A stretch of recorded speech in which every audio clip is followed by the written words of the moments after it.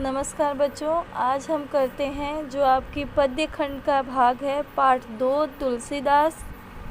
बच्चों, तुलसीदास का जन्म है संवत 1589 और मृत्यु संवत है 1680। बच्चों, तुलसीदास का जो जीवन परिचय है उसके बारे में सुने।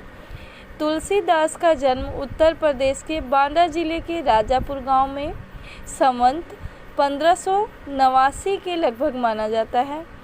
इनके पिता का नाम आत्माराम था, जो एक सरयू पारीण ब्राह्मण थे। इनकी माता का नाम हुलसी था।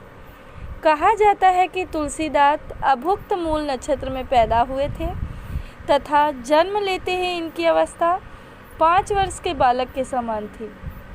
मुंह में दांत भी निकले हुए थे।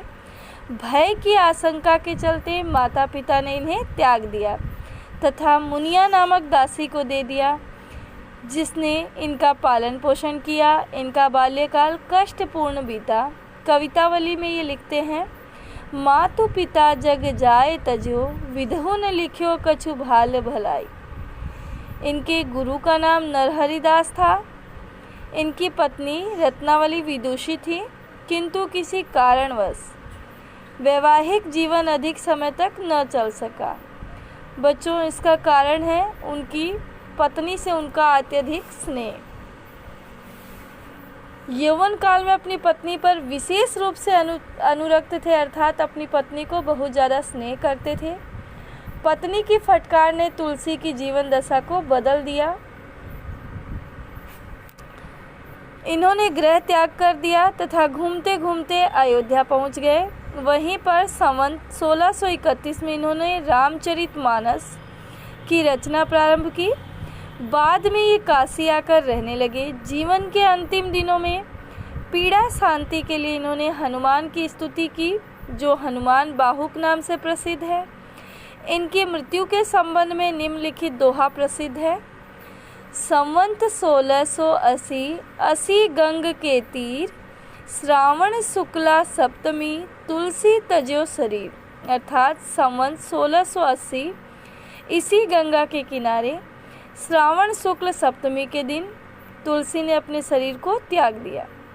इन्होंने राम के अनन्य भक्त के रूप में दास्य भाव अपनाते हुए अनेक काव्य ग्रंथों की रचना की, जिनमें से निम्नलिखित प्राप्त है: रामचरितमानस, विनय पत्रिका, दोहावली, गीतावली, कवितावली, राम आज्ञा प्रसन्न, बर्वे रामायण, जानकी मंगल, पार्वती मंगल, राम लला नहु, वैराग्य संदीपनी तथा श्री कृष्ण गीतावली।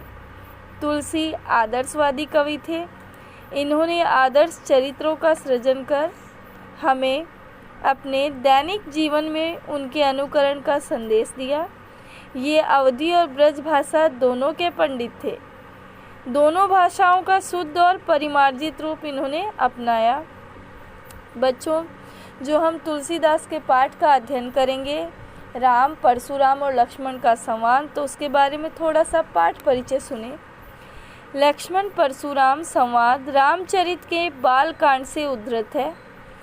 धनुर्यज्ञ के पश्चात मुनि परशुराम शिव धनुष भंग कर समाचार पाकर क्रोध में तमतमाते हुए वहां आते हैं, किंतु राम की विनयशीलता और विश्वामित्र के समझाने पर राम के शक्ति परीक्षण के बाद उनका क्रोध शांत होता है।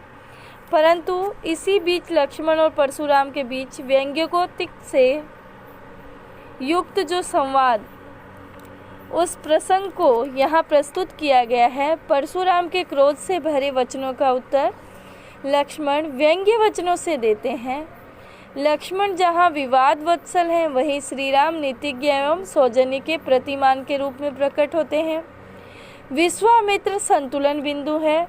वे चरम क्रोध की दशा में परशुराम के आवेश को प्रशमित करते हैं। परशुराम का क्रोध भय से अधिक हास्य का अवलंबन बन गया है। बच्चों, ये तो हुआ पाठ का परिचय। अब हम राम लक्ष्मण परशुराम संवाद जो पाठ है, इसका अध्ययन अगले वीडियो में करेंगे। धन्यवाद।